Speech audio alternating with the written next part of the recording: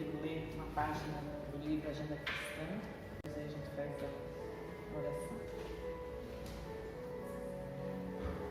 Estado de luta, mas o estado de guerra nunca será uma vida boa. Não delibere apressadamente. As circunstâncias, filhas dos desígnios superiores, modificam-nos a experiência de minuto a minuto. Evite lágrimas inoportunas. O pranto pode complicar os enigmas ao invés de resolvê-los. Se você errou desastradamente, não se precipite no desespero. O reerguimento é a melhor medida para aquele que cai. Tenha paciência. Se você não chega a dominar-se, debalde buscará o entendimento de quem não o compreende ainda. Se a questão é excessivamente complexa, espere mais um dia ou mais uma semana a fim de solucioná-la. O tempo não passa em vão. A pretexto de defender alguém, não penetre o círculo barulhento. Há pessoas que fazem muito ruído por simples questão de gosto. Seja comedido nas resoluções e atitudes. Nos instantes graves, nossa realidade espiritual é mais visível. Em qualquer apreciação alusiva a segundas e terceiras pessoas, tenha cuidado. Em outras ocasiões, outras pessoas serão chamadas a fim de se referirem a você. Em hora alguma, proclame seus méritos individuais, porque qualquer qualidade excelente é muito problemática no quadro de nossas aquisições. Lembre-se de que a virtude não é uma voz que fala, e sim um poder que irradia. Bem, então, vamos agora nos concentrar, pedir a espiritualidade amiga aqui presente, que nos inspire aqui, esteja aqui conosco, que nos traga boas irradiações de paz e de amor. E assim, vamos fazer a oração que Jesus nos ensinou. Pai nosso, que estais nos céus, santificado seja o teu nome. Venha a nós o teu reino. Seja feita a tua vontade, assim na terra como nos céus. O pão nosso de cada dia nos dás hoje. Perdoa as nossas dívidas, assim como nós perdoamos aos nossos devedores. E não nos deixes cair em tentação, mas livra-nos de todo mal, que assim seja. Bem, posso falar agora, Maria, que vai fazer hoje a palavra. Obrigado.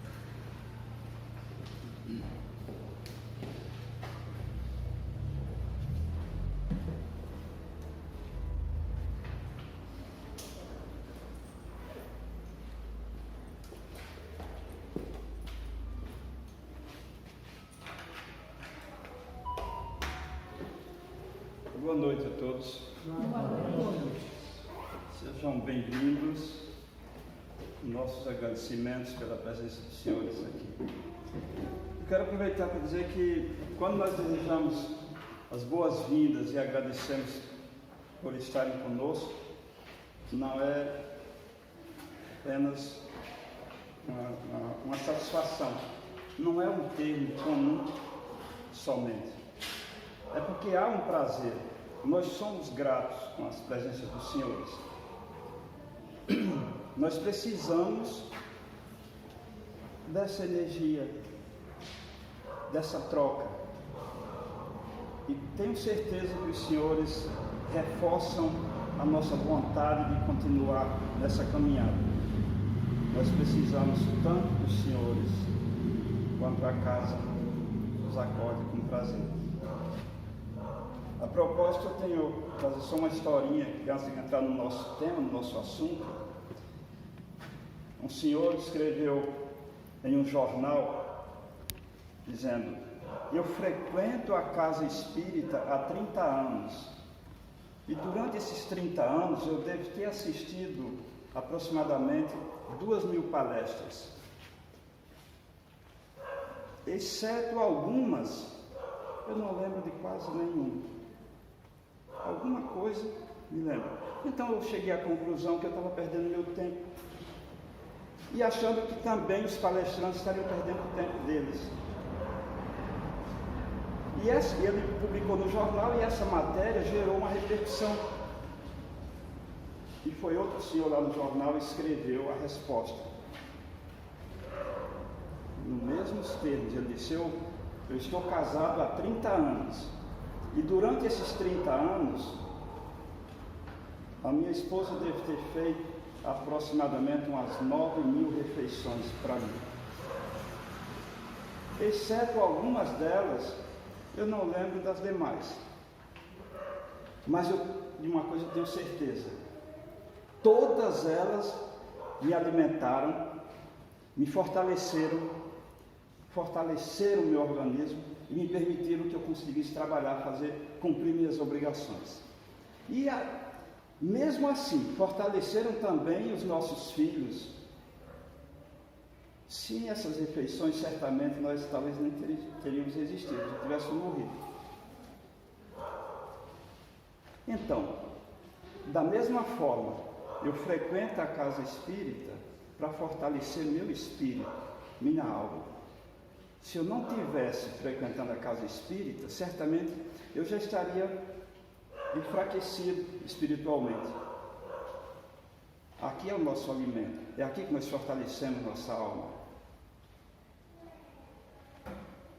Eu peço aos senhores que nos encorajem os amigos, os conhecidos a frequentarem a casa. É aqui que nós precisamos fortalecer nossa alma.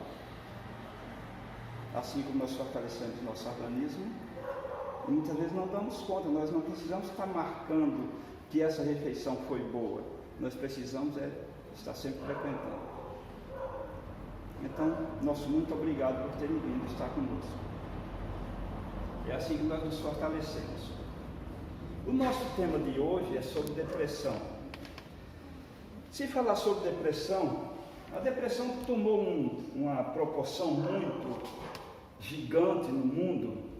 Nós temos hoje as divulgações de que a depressão atinge aproximadamente 350 milhões de pessoas no mundo. É quase o dobro da população do Brasil. Aqui no Brasil nós temos em torno de 5,8% da população com depressão. Nós temos cerca de 11,5 milhões de pessoas no Brasil que sofrem de depressão. Isso o que é diagnosticado, o que é informado. É que a depressão,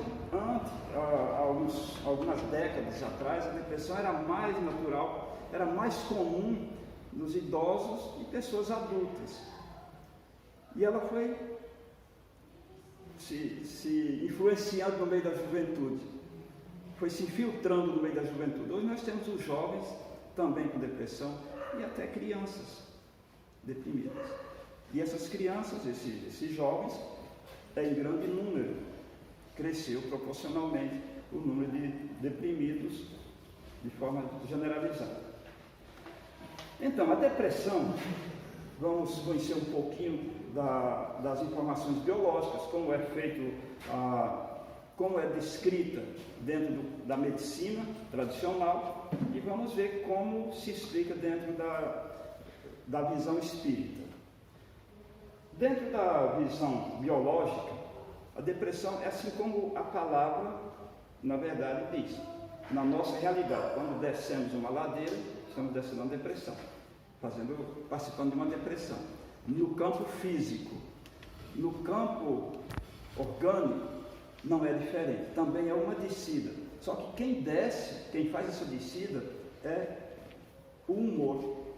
O humor é aquela condição nossa diária de equilíbrio, de vida, de relações, de bem-estar, de vivência com o meio. E esse humor, ele passa a ser prejudicado é o que nós chamamos, por isso que se fala depressão ou transtorno depressivo ou transtorno do humor. O que significa o transtorno? Impedimento, prejuízo. Se a nossa caminhada é prejudicada, nós estamos enfrentando um transtorno. Se há prejuízo, há uma descida. Então, transtorno do humor, impedimento ou prejuízo do fluxo daquelas substâncias que equilibram o humor, a tendência à depressão. Naturalmente, existem as causas para isso. O que acontece é que nesse prejuízo, nesse transtorno do humor, muitas vezes as pessoas confundem. Aí é onde vem os diagnósticos, as informações que às vezes não são tão precisas, porque tem pessoas que têm uma tristeza e acham que estão deprimidas. E vão ao médico pela função de uma tristeza profunda, estão deprimidos. Não é depressão. A depressão tem suas descrições para ser realmente diagnosticada como depressão. Essas substâncias que causam esse transtorno são substâncias bem faladas, bem comentadas. Serotonina, dopamina, noradrenalina são substâncias que funcionam na ligação dos neurotransmissores. Nós temos em nosso, o que chamam de neurônios bem conhecido, dizem que uns têm mais neurônios do que outros, mas na verdade todos são iguais. O que acontece são essas substâncias que diminuem, a que faz a ligação, a conexão entre os neurônios. Neurônios são tipos de bastonetes que ficam próximos um do outro e não se tocam. Eles transmitem respostas, perguntas e respostas de um para o outro, e essa transmissão é feita por uma substância líquida, espessa, chamada de neurotransmissores. Esse líquido que faz a ligação entre os neurônios. E quando ele diminui, a tendência é as respostas chegarem atrasadas ou não serem adequadas para o meio, a tendência é você ficar mais deprimido. Mas o nosso humor funciona mais ou menos. Eu vou tentar fazer um desenho aqui para deixar claro como funciona o nosso humor. Eu vou apagar isso. Como é que eu apago isso aqui?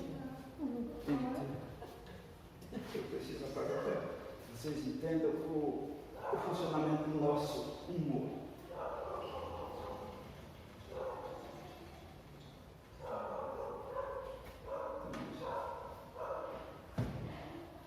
Vejam só. Eu nunca fui fazer isso, mas eu vou tentar fazer aqui. Imaginem vocês, eu vou fazer com um pequeno príncipe, tentou desenhar uma jiboia e todo mundo dizendo que era um chapéu. Eu vou desenhando e vou dizendo o que é o desenho para entender. Isso aqui eu entendo como se fosse um cilindro deitado. Nesse cilindro aqui funciona o nosso humor. Você vem aqui, é como se você tivesse essas ondulações, mais ou menos isso aqui. Esse é como funciona o nosso humor. Um momento você está bem, alegre, feliz, outro momento você está mais para baixo. O que é interessante? Que na nossa vida diária, vida normal, humor equilibrado, ele sempre funciona assim, com altos e baixos, mas nunca sai desse cilindro. Ele não sai nem para a parte superior, nem para a base, para a parte inferior. O nosso humor está sempre equilibrado. Você tem momentos meio para baixo, um pouco mais triste, momentos mais alegres, mas está dentro do limite. O deprimido, a pessoa que sofre de depressão, normalmente ele está só aqui embaixo. O ciclo dele está sempre embaixo. Se ele desce bastante aqui, ele entra em depressão profunda. Mas o deprimido constante, ele precisa ter uma frequência, porque a depressão não é só um dia eu estou mal, outro dia eu estou bem, outro dia eu estou bem mal. Não, a depressão ela tem que se caracterizar como várias vezes durante o dia de mau humor, todos os dias por pelo menos 2 semanas. E aí você tem um diagnóstico de depressão. Bom, agora está caracterizado. E aí você tem que procurar o tratamento. A depressão precisa de tratamento. Isso é a depressão na visão biológica. para o tratamento biológico, a nossa experiência de vida.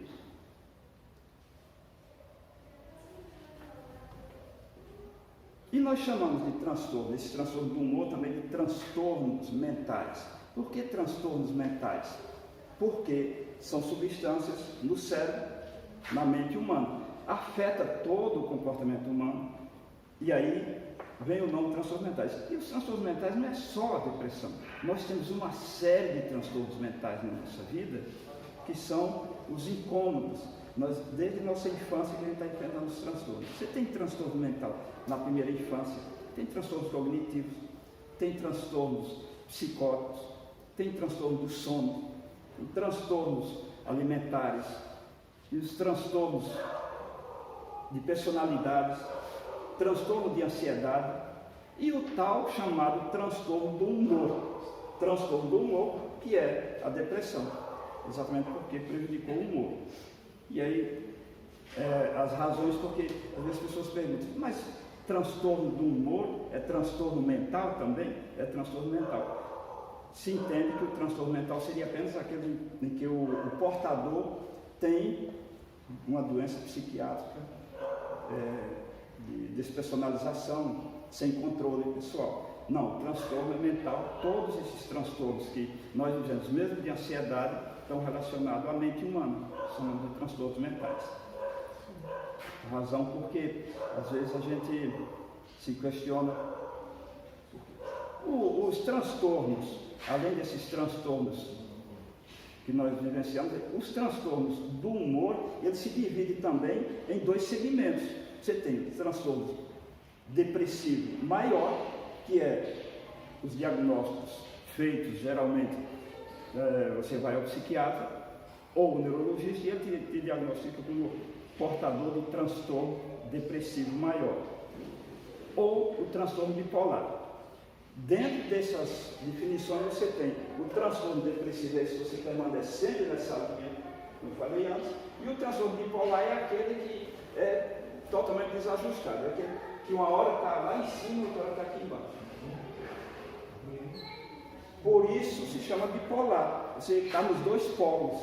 Uma hora você está em euforia, você está feliz, está sorrindo. Ninguém acredita que você tem um transtorno mental. Aquilo é alegria. Pessoa de bem com a vida, feliz da vida. Um mês depois você encontra as pessoas que estão para baixo, de mal, você não consegue entender o que está acontecendo. A bipolaridade funciona assim. Aí essa pessoa procura um tratamento médico, uma consulta médica, e lá o médico diz: você está depressivo. E o tratamento para a depressão não é adequado, tem que ser tratado. A bipolaridade.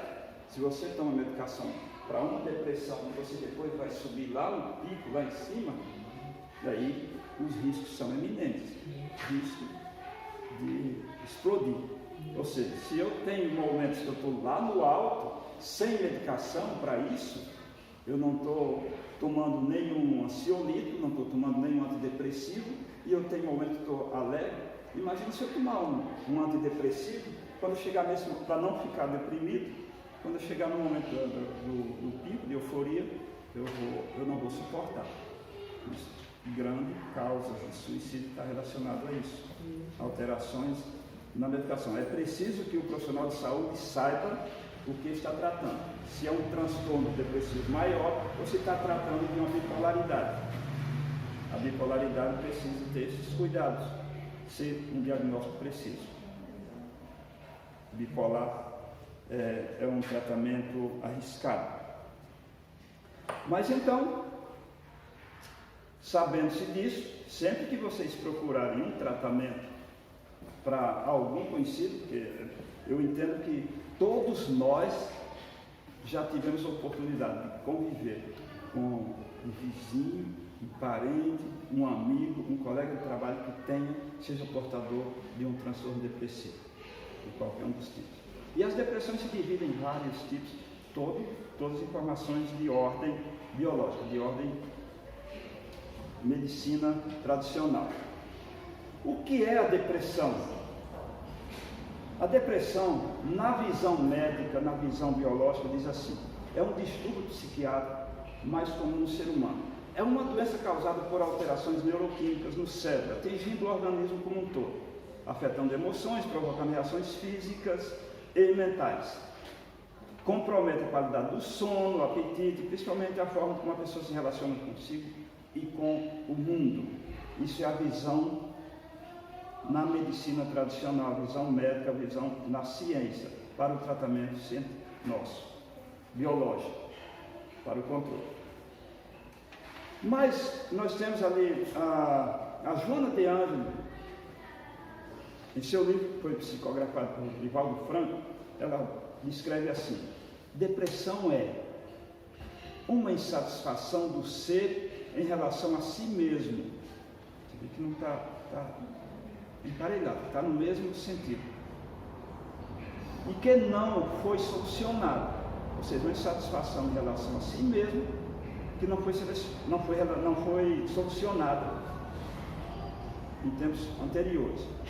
Predomina no self um conflito resultante da frustração de desejos não realizados, nos quais impulsos agressivos se revelaram, ferindo a estrutura do ego, que emerge em surda revolta, silenciando os anseios e ignorando a realidade. Ou seja, é na verdade algo que está dentro de si, aquele desejo de vivenciar, e não é permitido. O próprio meio, a condição não permite que você faça. E aí você cria aquela revolta. Por isso, você vai ficando frustrado, vai enfraquecendo, vai perdendo forças e perde o desejo da própria realidade de sua vida. Mas na visão espírita, Geraldo diz assim: a depressão é uma expiação silenciosa. Isso tem uma história um pouco antecipada quando se diz no princípio da reencarnação. Você já vem com a missão, com a determinação de trabalhar essa situação não resolvida anteriormente. Então você vem, nós somos no planeta de provas e expiações, você vem para expiar, para superar, para resolver o problema. E quando nós nos deparamos com a definição lá de Joana de Ângelo, ela diz que isso não foi resolvido, e você se revolta porque precisa ser resolvido, você não se permite. A tendência nossa é querermos o bem-estar, não resolver um problema que é para ser resolvido.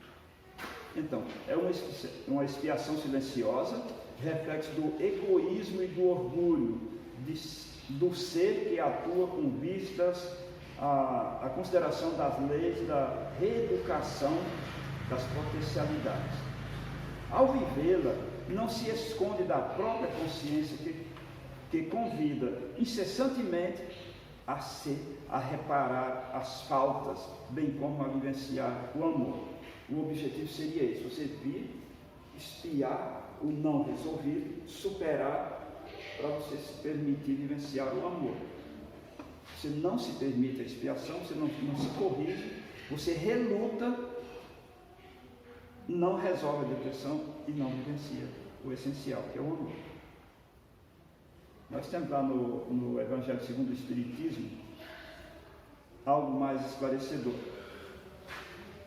No Evangelho segundo o Espiritismo diz assim: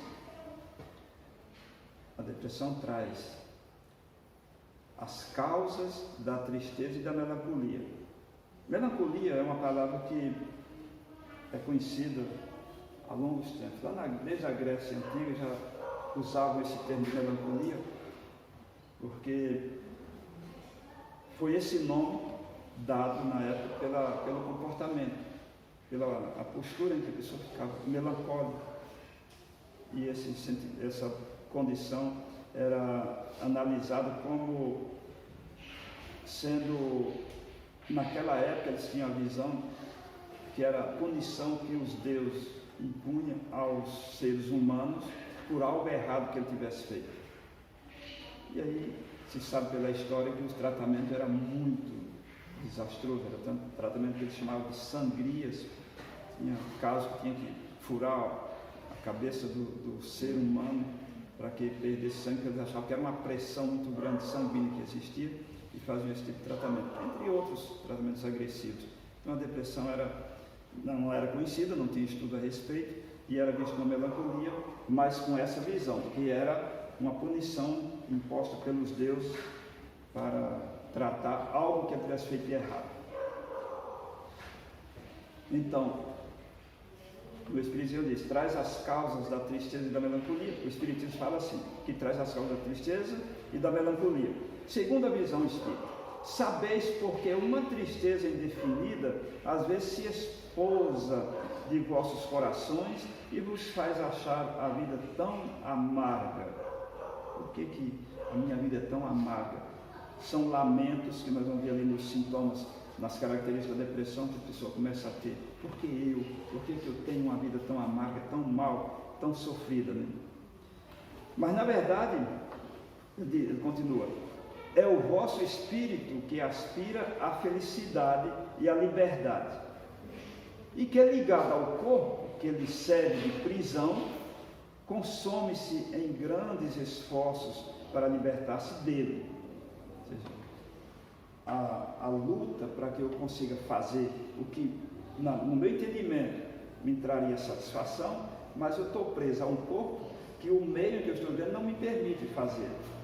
E essa luta, naturalmente, sem resultados, ou melhor, sem um resultado benéfico, um resultado positivo, porque o resultado é a depressão. Mas esta luta me enfraquece, me deixa sem forças. Eu não consigo vencer esse meu desejo. Porém, vendo que são inúteis, cai em desânimo. Ou seja, ele chega a um ponto de tanto relutar, tanto querer conseguir o seu objetivo de viver bem, chega um momento que ele vai perdendo forças, vai desanimando e entra no desânimo. E como o corpo sofre essa influência, a falta de energia, o abatimento de uma espécie de apatia se apoderam de vós, fazendo com que vós acheis infelizes. E aí, esse é o esclarecimento dentro do Evangelho segundo o Espiritismo do que seria as causas reais da depressão.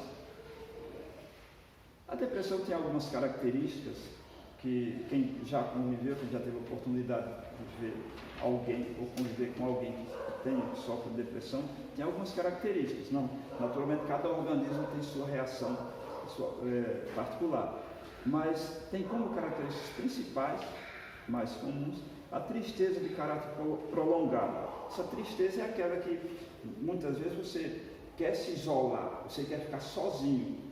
Eu não quero, se alguém se aproxima, porque o deprimido precisa de apoio, precisa de compreensão, precisa que a família, amigos, pessoal que convive, estejam sempre juntos, entendendo o sofrimento que ele passa. É uma doença que precisa de apoio. Então essa vontade de ficar sozinho é natural. E quando eu tento me aproximar do deprimido, ele não quer essa aproximação. É característica da própria doença. Mas eu preciso estar junto. Então ele tem essa tristeza de caráter prolongado, ele perde a autoestima, o amor próprio. Tem alguns casos de depressão que a pessoa perde a autoestima a ponto de não querer se cuidar. Eu não quero tomar banho, eu não quero fazer meus asseios. Isso tem casos, na depressão profunda, depressão grave, a pessoa não quer. E rejeita também a medicação, que seria o tratamento adequado. Eu tenho a sensação sempre de um vazio interior. Tem as alterações do apetite e do sono. A lentidão, a autodesvalorização, o deprimido tem essa lentidão. Na verdade, ele quer fazer alguma coisa. O deprimido, ele sabe que precisa reagir. Ele não tem forças para isso. E a autodesvalorização, ele começa a se achar inútil, que não está sendo visto como ele realmente é, porque ele sabe da capacidade que tem e não consegue fazer. Tendências ao isolamento, que é por sempre ficar só, a convicção de compreensão e a perda de interesse por atividades de lazer, coisas que nos traz lazer, é preciso que ele faça, ele perde esse interesse. Agora, que ele sente, na verdade? Isso é o que nós vemos de fora. Eu estou lidando com um deprimido, a gente percebe essas características nele. Eu começo a entender que ele é um deprimido. Mas o que ele sente? O que é que o deprimido sente? Nós chamamos de sintomas. Os principais sintomas da depressão. Sentimento de culpa. Se culpa por tudo. Eu não consigo, eu não presto, eu faço, começa a se culpar pelos feitos ou não feitos. A inutilidade, sentimento de inutilidade e desamparo. Mesmo quando você vai se aproximar do deprimido para apoiá-lo, ele não quer o teu apoio, mas ele diz que está sendo desamparado. O sentimento dele é de desamparo. Sentimento profundo de tristeza, desesperança e irritabilidade. Por não, a irritabilidade citada lá no Evangelho. Fica irritado porque não consegue fazer o que quer, fazer o que precisa. Dificuldade de concentração e memória, naturalmente você não vai conseguir se concentrar, nem ter memória se o teu pensamento é esse mal-estar, esse desânimo. Dificuldade para pensar, pensamento de morte ou suicídio, frequente, sempre recorrente, pensamento dele, eu sou um inútil, eu não sirvo para nada. O mal-estar interior, a vontade é realmente de não existir. As crises de choro, desespero e solidão. As crises de choro não, naturalmente, se encontra nos deprimidos mais acentuados, que eles já não têm mais controle. Ele se sente tão inútil que já não tem mais controle de si mesmo. E aí, além disso, desses sintomas, acontecem alterações associadas. São manifestações orgânicas que são associadas como também consequências da própria vivência com a depressão. São alterações cardíacas. Quando se diz assim, quando se está com alterações cardíacas, batidas cardíacas ou taquicardia, você diz assim, ansiedade. A depressão também causa isso. O ansioso tem, mas a depressão causa isso. Alterações gastrointestinais, é muito comum, geniturinárias, dores musculares e cefaleias. São manifestações associadas que acontecem com muita frequência.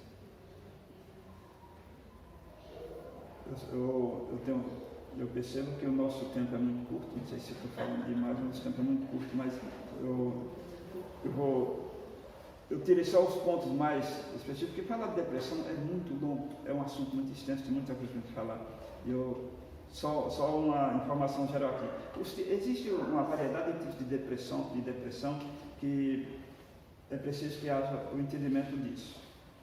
A nossa vivência aqui precisa ser consciente. Sabemos que tem suas causas, suas obrigações espirituais, nós sabemos que vem lá, a doutrina espírita ensina que nós temos uma raiz disso aí para vir fazer a correção, nós temos que vir com esse objetivo, mas existe a situação física, orgânica, de comportamento, de atitudes, de relacionamentos, nós precisamos entender que isso está existindo.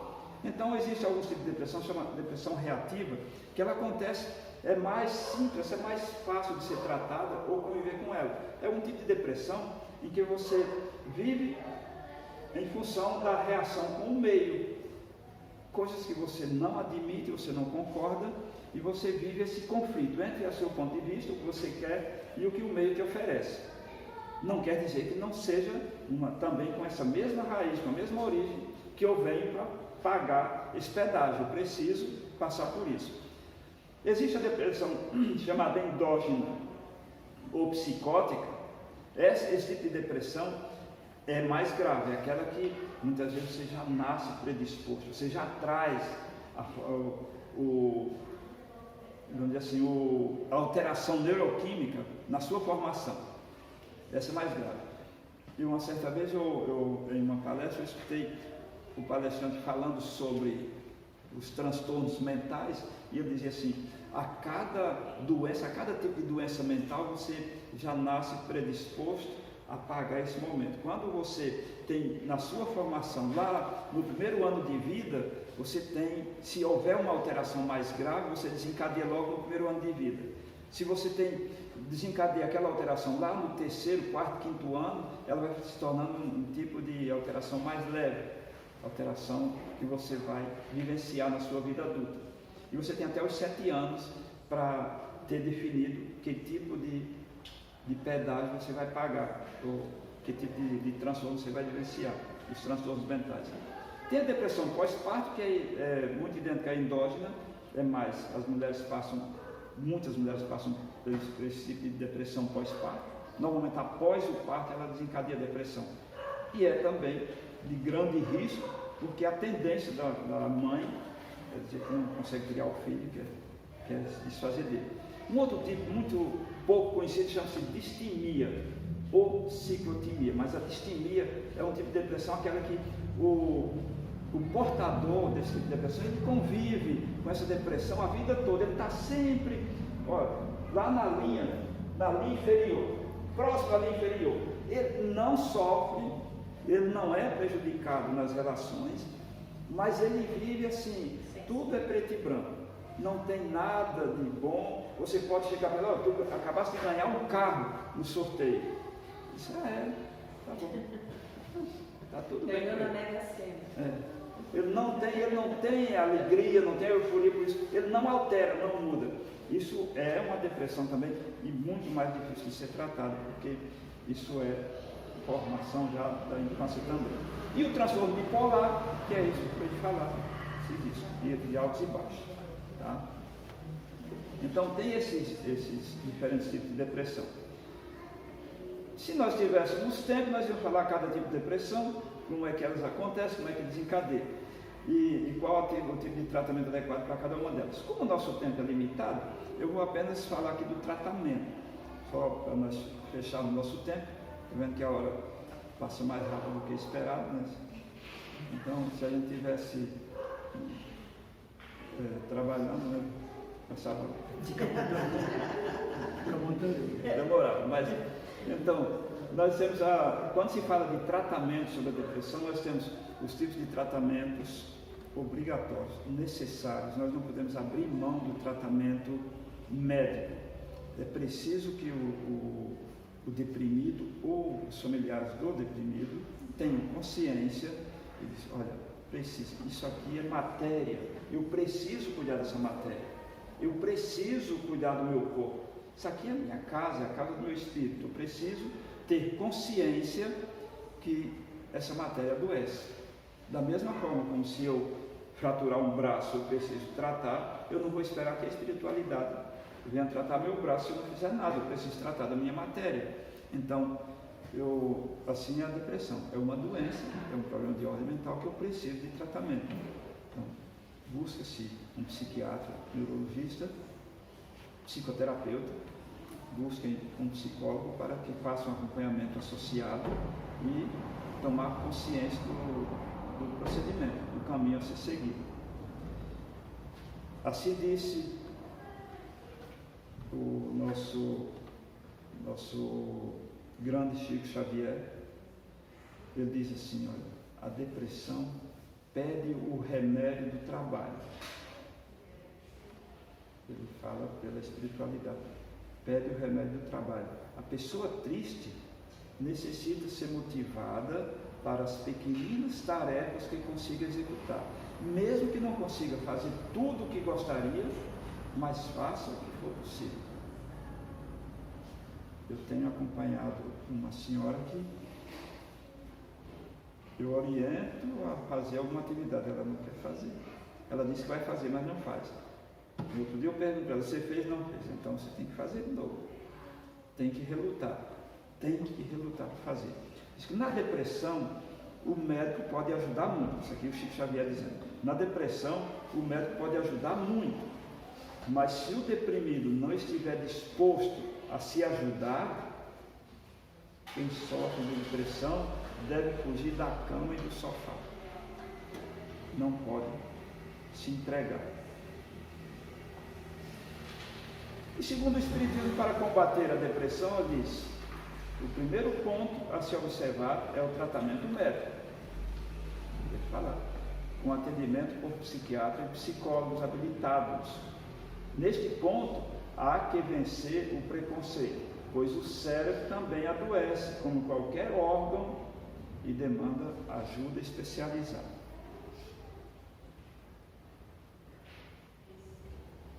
E alguns ensinamentos do Cristo. A prece que nos religa a Deus e nos restaura a harmonia e a paz interior é essencial.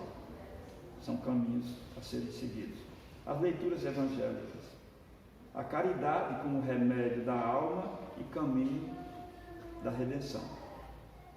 A caridade é sempre citada como ponto importante.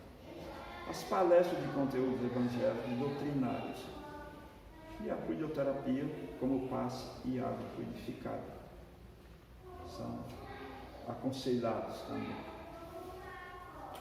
Para concluir, a proposta espírita identifica o indivíduo como responsável pela doença e pela cura. Nós somos responsáveis por adoecermos, mas também somos responsáveis pela cura. Não devemos desistir da busca da cura. Daí a conclusão de que cada caso é um caso, devendo ser respeitada a individualidade. Não há receita de bolo para a cura. O processo de autocura é complexo e demanda esforço do indivíduo para que siga com perseverança os ensinamentos do Cristo e do Espiritismo. Então, é sempre recomendado que nós possamos buscar nossos caminhos, nossas orientações do meio por onde caminhar.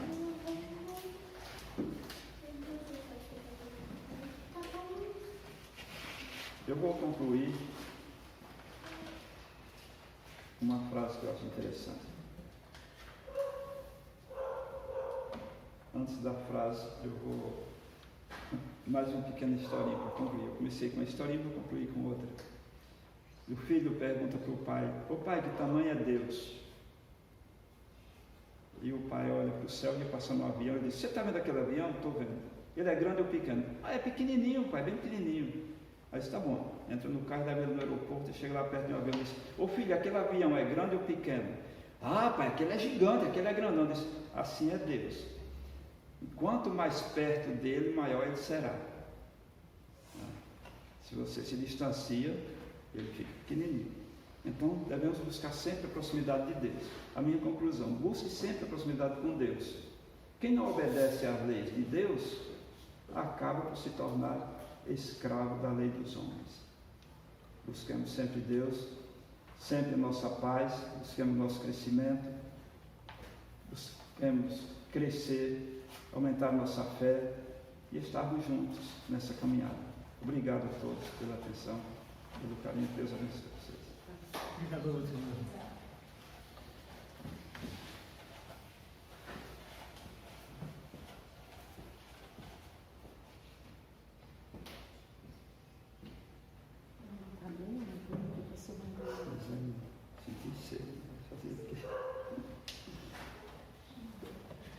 Então, irmãos, vamos mais uma vez agradecer por esse momento, agradecer ao irmão Marinho pela palestra tão importante, que a gente possa ter tirado muitos aprendizados, alguns mais, outros menos, mas um aprendizado que a gente leva e que bota em prática na nossa vida já vai ser muito importante. Com certeza vai fazer muita diferença na nossa caminhada, né? Então, vamos agradecer por mais esse momento, pela oportunidade de estarmos aqui, que possamos levar para casa, para a nossa vida, para os nossos familiares, para o nosso convívio no trabalho, em casa, quem a gente convive.